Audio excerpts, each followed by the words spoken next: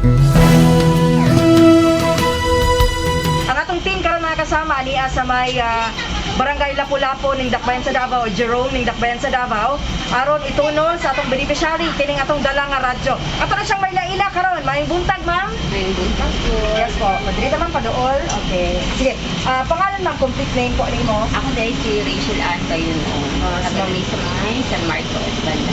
Tumong no sa RMN Foundation nga naghahatag ta og solar radio transistor sa atong mga beneficiary para pod sa radio education program sa atong mga kabataan. Dawata ma'am Rachel ang regalo gikan sa RMN Foundation.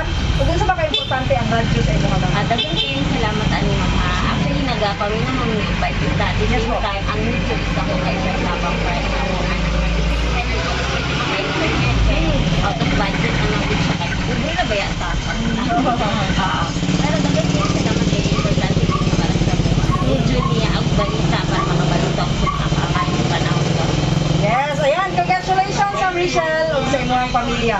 Mga mga kasama na ila-ila na ito karong adlaw na turn over na nato atong solar radio transistor sa atong beneficiary sa atong One Radio campaign. Kauban si Radyoman Joy Beray kini si Radyoman Amy Ginita Tatak RMN.